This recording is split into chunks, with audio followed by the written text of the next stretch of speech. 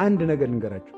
አንድ ሰው እግዚአብሔርን ወደደ የሚባለው የሚጸድቅበትን ቀመር እየፈለገ ስለሚሰራ ሳይሆን እግዚአብሔር የሚጠላውን ነገር ለእግዚአብሔር ብሎ የተወ እንደሆነ ያችናል። እለታፈቅርዎ ለእግዚአብሔር ጽልእዋ ለእኪት። ይሄ ነው በቃ ምልክቱ ማለት ነው። እግዚአብሔርን የምትወዱት ከሆነ እግዚአብሔር የሚጠላውን ጥሉ ማለት ነው።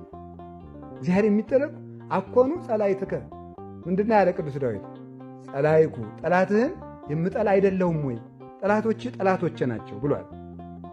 ጠላቶችን እጠላለሁ። ስለዚህ የሚጠላቸው የእግዚአብሔር ጠላቶች ኃጢአት ናቸው።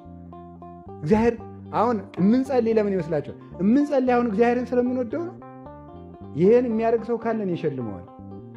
የምንቆርብ አሁን እግዚአብሔርን ስለምንወደው ነው አይደለም። ካልቆረው ጥሩ አይደለም ብለን ነው የምንቆርብ። የምንጸልይ ካልጸለይ ጥሩ አይደለም ብለን ነው የምንጸልይ። ቤተክርስቲያን የምንሄደው ጥሩ አይደለም ብለን ነው የምንጸልይ። ጥሩ አይደለም ማለት ለእኛ የሚመጣብንን አስበን ነው እንጂ እግዚአብሔርን ወደ ነው አይደለም የምናደርገው ማለት ነው።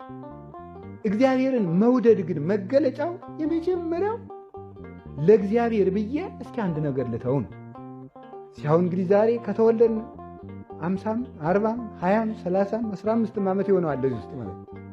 እስከ ዛሬ ድረስ ለእግዚአብሔር ብዬ የተውኩት ምን አለኝ ብሎ ማሰብ። እግዚአብሔር ብዬ የተውኩት ካለኝ ነገር ሁሉ ከከበበኝ የኃጢአት ባለጸግነት እግዚአብሔር ብዬ የተውኩት ምን አለ ብሎ ማሰብ ነው በጎ ዋጋ የሚያሰጠው ማለት ነው።